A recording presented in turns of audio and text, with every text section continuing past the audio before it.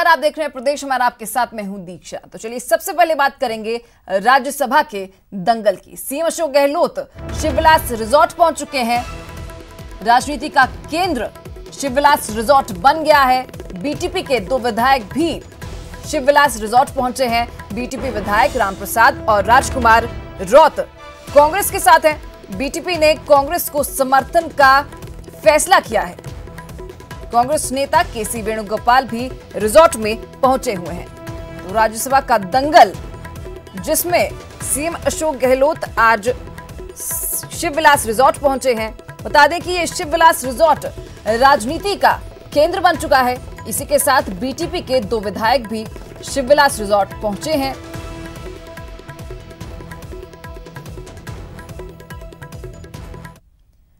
ज्यादा जानकारी के लिए हमारे सहयोगी गोवर्धन लाइव हमारे साथ जुड़ गए हैं, उनसे बातचीत कर लेते हैं। गोवर्धन, मीटिंग तो कल के लिए टल गई है, लेकिन अभी क्या कुछ हलचल है?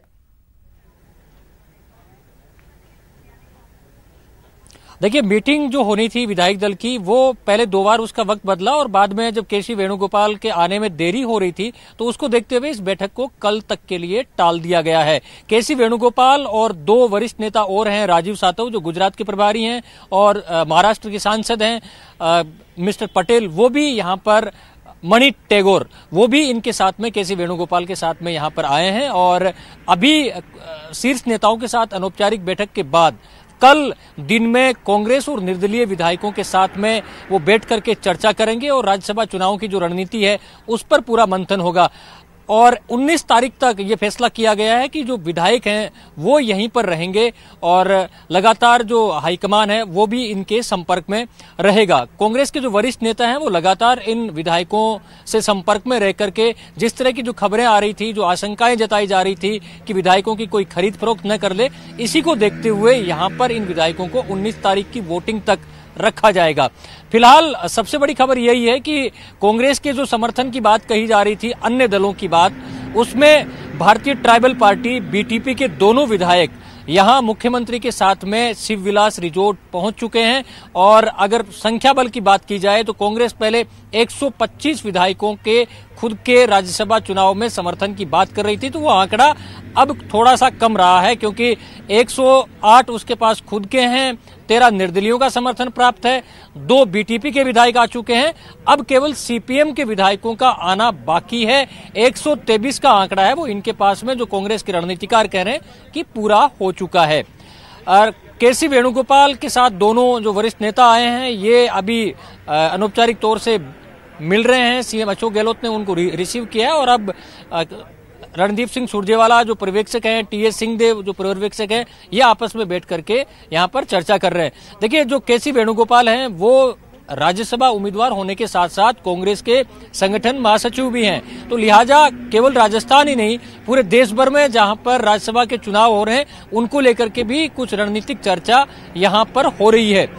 एक बड़ी चीज ये है कि कांग्रेस शुरू से ही बीजेपी पर हॉर्स ट्रेडिंग का आरोप लगा रही है, क्योंकि गुजरात के विधायक भी, राजस्थान में 22-23 विधायक हैं जो माउंट आबू के पास एक रिजॉर्ट में पिछले 4 दिन से उनको रखा गया है। तो उन सब चीजों पर भी चर्चा की जाएगी। उनका राजीव सातव और जो एक और सांसद यहाँ पर आए हैं वो भी महाराष्ट्र और गुजरात की जो स्थिति है उसको लेकर के यहाँ चर्चा करेंगे। गुजरात खासकर से राजस्थान का पड़ोसी राज्य है और वहां पर जिस तरह की तोड़फोड़ की संभावनाएं हैं उसको चलते हुए पहले भी, लॉकडाउन से पहले भी यहाँ पर विधायकों को रखा गया था और अब भी अलग अलग जगहों पर उन विधायकों को बाड़ेबंदी में रखा गया, तो उसको लेकर के भी यहाँ पर पूरी चर्चा की जाएगी। अब आगे देखना होगा कि 19 तारीख तक ये जो शिवविलास रिजॉर्ट है ये राज्यसभा चुनाव की रणनीति का प्रमुख केंद्र बना रहेगा और जो नेताओं की आवाजाही है वो भी लगातार इस तरह रहेगी। हालांकि जो विधायकों की यहाँ पर आवाजाही है उस पर नियंत्रण रहेगा। बहुत जरूरी काम होने पर ही विधायकों को बाहर आने जाने की अनुमति होगी। हालांकि रिस्ट्रिक्शन नहीं है बाहर जाने के लिए, लेकिन 19 तारीख तक इन विधायकों को यहीं पर रहने के डायरेक्शन हाईकमान की ओर से भी दिए गए हैं। आप अंदाजा इससे लगा सकते हैं कि जो पर्यवेक्षक हैं रणदीप सुरजेवाला, वो भी पिछले 2 दिन से यहीं पर कैंप किए हुए हैं। तो सीएम खुद आरोप लगा चुके हैं कि बड़ी रकम का ट्रांजैक्शन यहां पर हो रहा है, विधायकों की खरीद फरोख्त का प्रयास किया जा रहा है। कल ही जो सरकारी मुख्य सचेतक हैं महेश जोशी, उन्होंने एसीबी डीजी को चिट्ठी लिखकर उस पूरे मामले में सरकार को अस्थिर करने और खरीद फरोख्त का आरोप लगाते हुए इसकी जांच की मांग की है। तो काफी इस पूरे मसले पर राजनीति भी आने वाले दिनों में तेज होने वाली है। बीजेपी ने कांग्रेस पर आरोप लगाया कि वो अंतर्विरोध के चलते उसके विधायकों पर आरोप लगा रही। तो राज्यसभा चुनावों का रण बड़ा रोचक स्थिति में आगे आने वाले दिनों में पहुंचने वाला है। जी गोवर्धन, बिल्कुल रोचक होता जा रहा है राज्यसभा का रण। जैसा कि आपने बताया कि दोनों पार्टियों की ओर से आरोप प्रत्यारोप का दौर लगातार जारी है।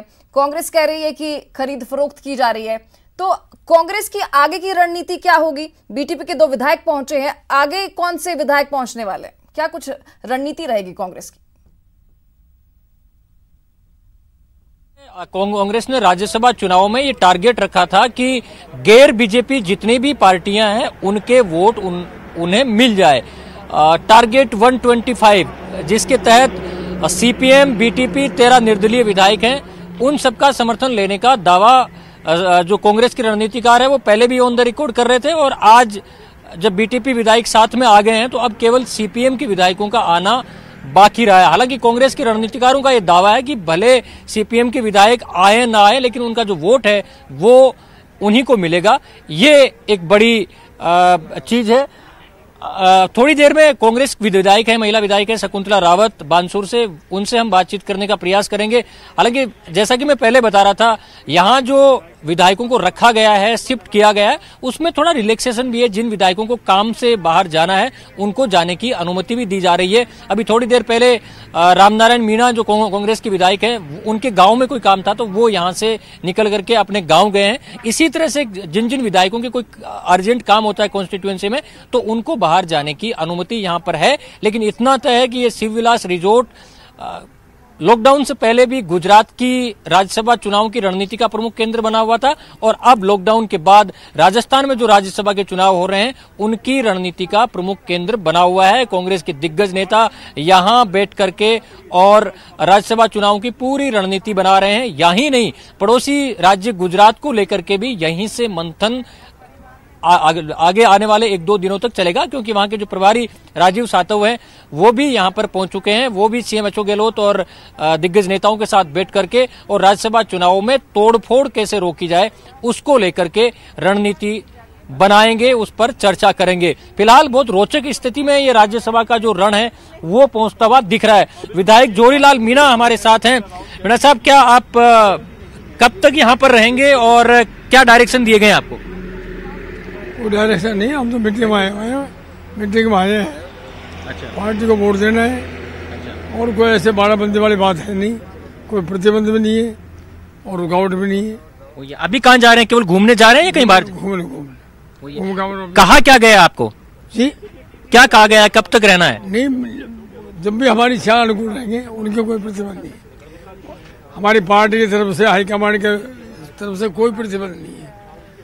ये यहाँ इकट्ठा होने की जरूरत क्यों पड़ी है? कोई बात विचार विमर्श करने पड़ते हैं, हो सकता है छोटी मोटी नाराजगी हो सकती है, इसलिए लोगों से संपर्क रखने के लिए। हमारे साथ राजस्व मंत्री हरीश चौधरी हैं, उनसे भी बातचीत हम करेंगे। हरीश जी, ये यहाँ पर विधायकों को चाहे बाड़ेबंदी कह लीजिए या ट्रेनिंग कैंप कह लीजिए, क्या डायरेक्शन दिए गए हैं? कब तक आप रहेंगे? नहीं, ये बाड़ेबंदी या ट्रेनिंग कैंप नहीं है। स्वेच्छा से हम लोग सब आए हुए हैं यहाँ पर, और आपस के अंदर एक परिवार है विधायकों का, कांग्रेस परिवार है, और जो उनसे सहमत लोग हैं सब यहाँ हम लोग आपस में बैठे हैं दिनचर्या। हरीश जी, आज बैठक हो रही है क्या? बैठक आज टल गई है, कल ही होगी? नहीं, बैठक तो कोई ऐसे ऑफिशियल में, विधायक दल की जो आज बैठक होनी थी वो कब होगी? अब नहीं, ये तो रेगुलरली हम बैठे हैं, तो एक तरह की ये बैठक ही है। बैठक किस श्रेणी की? औपचारिक या अनौपचारिक? औपचारिक बैठक कभी में नहीं है। तो आने जाने की सभी को आजादी है, बाहर आप आराम से, तो किसी पर कोई पाबंदी है ही नहीं। यह कांग्रेस है, यहाँ पर कोई पाबंदी नहीं है। नहीं, कई कहा जा रहा है कि 19 तक तो आपको यहीं रहना होगा ना? पूरी जिंदगी यहाँ रहना है, और इच्छा ये है कि अगले 7 जन्म भी यहीं रहे कांग्रेस में। नहीं, कांग्रेस की बात नहीं है, रिजॉर्ट की बात है। रिजॉर्ट में यहीं यहाँ रिसोर्ट में ये रहेंगे 19 तक। जिस तरह की खबरें आ रही थी कि कुछ पेशकश हुई कांग्रेस के विधायकों को, खरीद फरोख्त के आरोप लगे। नहीं, देखो, वो तो भारतीय जनता पार्टी के चाल चरित्र और चेहरा सब पूरे देश के सामने ही है। जब कोरोना जैसे महामारी के बीच में भी उनको अपनी सियासत नजर आई मध्य प्रदेश के अंदर, तो उससे ज्यादा तो और एक तरफ देश की जनता और दूसरी तरफ महाराष्ट्र की सियासत, तो उन्होंने देश के जगह अपनी महाराष्ट्र के अंदर खरीद फरोख्त की सियासत को प्राथमिकता दी। अरे जी, सबसे बड़ा सवाल ये है कि क्या कोई ऐसा आपका साथी, कोई विधायक या अन्य पार्टी कोई सामने आया कांग्रेस समर्थित जिससे बीजेपी ने कोई पहल या ऑफर दिया हो, किसी का नाम सामने आया हो? व्यक्तिगत तौर पर मेरे ऐसे को नहीं, और ऐसा कोई ना कोई आई जरूर है, होंगे जिनके व्यक्तिगत तौर पर वो संपर्क में आए, वो बता सकते हैं, मेरे पास ऐसा कोई नहीं। ठीक है सर, थैंक यू। तो राजस्व मंत्री हरीश चौधरी ने हालांकि ये तो नहीं कहा, विधायक का नाम तो नहीं बताया, लेकिन उन्होंने आशंका जरूर जताई है कि खरीद फरोख्त के लिए किसी के पास में जरूर कोई न कोई ऑफर तो आया होगा। हालांकि ये बड़ा राजनीतिक विवाद का विषय बना हुआ है। बीजेपी ने इसको लेकर के कांग्रेस पर यह आरोप लगाया है कि अंतर्विरोध के चलते इस तरह के आरोप लगाए जा रहे हैं, और कांग्रेस को चैलेंज किया है कि वो कम से कम जिन्होंने इस तरह के ऑफर दिए उनका नाम सार्वजनिक करे। इसी मुद्दे को लेकर के आने वाले दिनों में भी सियासत गर्माती रहेगी, इसमें कोई दो राय नहीं है। जी गोवर्धन, जैसा मंत्री हरीश जी ने कहा कि परिवार है, कांग्रेस एक परिवार है, यहाँ पर कोई खरीद फरोख्त नहीं हो रही है, विधायक कह रहे हैं कि बाड़ेबंदी नहीं है, तो क्या कोई अंदरूनी बातें हैं जो छुपाई जाती हैं ऐसे मौकों पर? देखिए, सियासत में बहुत बार ऐसा होता है कि जो बाहर घोषित किया जाता है, अंदरूनी तौर पर बहुत कुछ ऐसा घट रहा होता है या चल रहा होता है जो बाहर बताया नहीं जाता, और ये संभावना सब जगह हर चुनाव के वक्त में या हर राजनीतिक घटनाओं के वक्त बनी रहती है। फिलहाल कांग्रेस के रणनीतिकारों का ये कहना है कि वो लॉकडाउन की वजह से और बहुत सारी वजहों से बैठ नहीं पाए, तो अब बैठेंगे, लेकिन इतना तय हो गया है कि 19 तारीख तक सारे विधायक यहीं पर रह करके और अपनी रणनीति बनाएंगे। अब इतने दिनों तक कौन सी ट्रेनिंग होगी, क्या रणनीति होगी, ये भविष्य के गर्भ में है, लेकिन इतना तय हो गया है कि एक कंट्रोल्ड वे में इन विधायकों को यहां रखा जाएगा। हालांकि छूट पूरी रहेगी आने जाने की इधर उधर, लेकिन 19 तारीख तक जब तक वोटिंग नहीं हो जाती है राज्यसभा चुनाव की, तब तक यही जो रिजॉर्ट है ये राजनीति का प्रमुख केंद्र बना रहेगा। सारे विधायक यहीं पर रहेंगे और जो बड़े नेता हैं वो यहां आकर के समय समय पर इनके साथ में बैठ के करके और एक एकजुटता का जो मैसेज है वो देने का प्रयास जरूर करेंगे। हमारे साथ राजीव सातव, ये गुजरात कांग्रेस के प्रभारी हैं और गुजरात में काफी कुछ जो घटनाक्रम हो रहा है उसको लेकर के हम बातचीत करने का प्रयास करेंगे। राजीव सातव शायद मीडिया से बातचीत करने के मूड में नहीं है, क्योंकि गुजरात में जिस तरह का घटनाक्रम चल रहा है उसको लेकर के हम राजीव सातव से बातचीत करने का प्रयास कर रहे हैं, लेकिन वो अभी पहुंचे हैं। गुजरात के में भी जो विधायकों के इस्तीफे हुए हैं उसके बाद वहां भी बाड़ेबंदी की जा रही है, वहां भी अलग अलग 4 जगहों पर विधायकों को भेजा गया है, और शायद उसी रणनीति के तहत राजीव सातव यहां वरिष्ठ नेताओं से चर्चा करने के लिए यहां पर आए हैं। वो भी सीएम अशोक गहलोत और वरिष्ठ नेताओं के साथ चर्चा करेंगे, और गुजरात के जो विधायकों को यहां पर राजस्थान में रखने या और एक साथ उन सब विधायकों को राजस्थान लाने को लेकर के भी चर्चा हो सकती है, क्योंकि लॉकडाउन से पहले भी गुजरात के विधायकों को इसी रिजॉर्ट में रखा गया था। तो अब यह संभावना बन रही है कि जो माउंट आबू के पास रिजॉर्ट में जिन विधायकों को रखा गया, गुजरात के विधायकों को, उन सारे विधायक, और गुजरात में 3 जगहों पर विधायकों को रखा गया है, उन 4 जगहों से विधायकों को राजस्थान शिफ्ट करने के बारे में चर्चा की जा सकती है, क्योंकि राजीव सातव जो गुजरात के प्रभारी है उनका यहाँ आना यही इंगित करता है। जी, तमाम दिग्गजों का आना जाना लगा हुआ है, सीएम अशोक गहलोत भी वहां पहुंचे हुए हैं। तो गोवर्धन चौधरी हमारे सहयोगी शिवलास रिजॉर्ट से हमें जानकारी दे रहे थे जो राजनीति का केंद्र बन गया है। तो चलिए अगली खबर का रुख करेंगे। वहीं डिप्टी सीएम पायलट ने राज्यसभा चुनाव में कांग्रेस के हिस्से की दोनों सीटें जीतने का दावा किया है। उन्होंने कहा है कि कांग्रेस को उम्मीद से भी ज्यादा वोट मिलेंगे। पायलट से खास बातचीत की हमारे संवाददाता दीपक व्यास ने। पूर्व केंद्रीय मंत्री राजेश पायलट की आज पुण्यतिथि है और पीसीसी चीफ प्रदेश के उप मुख्यमंत्री सचिन पायलट आज दौसा के बढ़ाना पहुंचे और उन्होंने यहाँ पर अपने पिता को श्रद्धांजलि दी है। किसान नेता के तौर पर उनकी बड़ी छवि थी, पूरा देश आज उनको याद कर रहा है। किस तरीके से आज उनके बताए रास्ते पे चलना चाहिए? जल्दी निकला और 20 साल पहले आज के दिन स्वर्गीय पायलट साहब का यहाँ एक्सीडेंट हुआ, देहांत हुआ था दौसा के अंदर, और हमेशा की तरह आज भी हम लोगों ने श्रद्धांजलि उनको दी है। आज विशेष है क्योंकि 20 साल पूरे हुए हैं और मुझे लगता है कि एक बहुत लंबा सफर हम लोगों ने तय किया इस बीच, और उन्होंने जो कुछ हमको दिखाया सिखाया, मैं समझता हूँ वो एक आदर्श है हम सब लोगों के लिए, उसको मैं पालना उसके हम लोग कर रहे हैं। और राजनीति में एक उदाहरण स्थापित किया था इस देश में। एक गरीब घर में पैदा होकर अपनी मेहनत से, ईमानदारी से एक शीर्ष पद तक कोई पहुंच सकता है। ये उत्कृष्ट उदाहरण उन्होंने हमें अपने सामने रखने को एक मौका मिला था। आज हम उनको याद करते हैं और मैं समझता हूँ आज की राजनीति में ऐसे लोगों की जरूरत है जो स्वाभिमान से, ईमानदारी से, बेबाकी से अपनी बात को रखें। मैं कोशिश करता हूं कि उसका अनुसरण मैं कर सकूं। पहले तो एक बड़ी बात आपने आज ये कही थी, मैंने पिछले लंबे समय से आपको देखा, लेकिन आपने ये कहा कि उन्होंने जो जितना एक ऊंचाई जो हासिल की तो उसे बरकरार रखा जाए, आगे ना बढ़ा सको। इस बात को भी आपने यहाँ पर जिक्र किया। हर पुत्र का काम होता है कि अगर परिवार का कुछ मान सम्मान नाम है तो उसको कोई ठेस ना पहुंचे। और कई बार राजनीति में बहुत सारी बातें होती हैं, आरोप प्रत्यारोप होते हैं, लांछन लगाए जाते हैं, लेकिन अपना दामन साफ रखते हुए उस छवि को बरकरार रखना एक चुनौती है राजनीति में। और मेरी कोशिश है कि जो पायलट साहब ने नाम कमाया था उसको कहीं ठेस ना में आने दूं। ये मेरे अंदर एक भाव है, उसको मैं आज कर। एक राज्यसभा चुनाव अब होने जा रहे हैं, उसको लेकर भी बाड़ेबंदी का दौर जो है वो शुरू हो चुका है। नहीं, राज्यसभा चुनाव में मैं समझता हूँ कांग्रेस के 2 उम्मीदवार हैं, पर्याप्त बहुमत है और जितना हम उम्मीद करते हैं उससे ज्यादा मत हम लोगों को मिलने वाले हैं। तो ये अफवाह फैलाने का, चुनाव से पहले एक माहौल खराब करने की कोशिश हमेशा की जाती है, लेकिन हमें पूरा विश्वास है अपने विधायकों के ऊपर और पूर्ण बहुमत के साथ हमारे दोनों सांसद राज्यसभा जाएंगे। बीजेपी के लिए माहौल बनाया जा रहा है कांग्रेस की तरफ से इस तरीके से, क्योंकि आप लोगों ने डीजीपी को भी शिकायत की, डीजी एसीबी को भी। बीजेपी क्या कह रही है मुझे कुछ कहना नहीं है, लेकिन हमारे जो विधायक हैं हम कल मिले थे, सब एकजुट हैं और एक साथ मिलकर दोनों हमारे उम्मीदवारों को जिताकर भेजेंगे। कैमरा पर्सन दिलीप चेची के साथ दीपक व्यास, न्यूज 18 राजस्थान, बढ़ाना, दौसा। ब्रेक के बाद एक बार फिर आपका स्वागत है। चलिए एक नजर कोरोना अपडेट पर डालेंगे। मरधुरा में कोरोना संक्रमितों का आंकड़ा 11,838 हो गया है। मरधुरा में आज 238 नए पॉजिटिव केस सामने आए। प्रदेश में कोरोना से अब तक 265 लोगों ने अपनी जान गंवा दी है। 11,838 में से 8,775 केस पॉजिटिव से नेगेटिव हो गए हैं। इलाज के बाद 8,411 लोगों को डिस्चार्ज कर दिया गया है। और आज की बात करें तो आज 216 लोगों को डिस्चार्ज किया गया। प्रदेश में इस वक्त 2,798 एक्टिव केस मौजूद हैं। प्रदेश में अप्रवासी पॉजिटिव मरीजों की संख्या 3,354 हो गई है। आपकी स्क्रीन पर ग्राफिक्स है। कुल आंकड़ा देखिए 11,838, ये वो आंकड़ा है जिसमें कोरोना के केसेस रिपोर्ट किए जा चुके हैं। ध्यान दीजिए 11,838 केसेस अब तक रिपोर्ट किए गए हैं, लेकिन एक्टिव केसेस की जो संख्या है वो 2,791 है और ठीक होने वालों की संख्या 8,775 और मौत का आंकड़ा 265। और जिलेवार बात की जाए तो आंकड़े क्या कुछ कहते हैं वो मैप के जरिए देखिए। जयपुर में आंकड़ा देखिए 2,449, जोधपुर में 2,108, भरतपुर में 897, पाली में 687, उदयपुर में 595, कोटा में 538, नागौर में 525, अजमेर में 394, डूंगरपुर में 383 और झालावाड़ में यह आंकड़ा 337 है। जयपुर में कोरोना पॉजिटिव मरीजों के मिलने का सिलसिला थमता नजर नहीं आ रहा।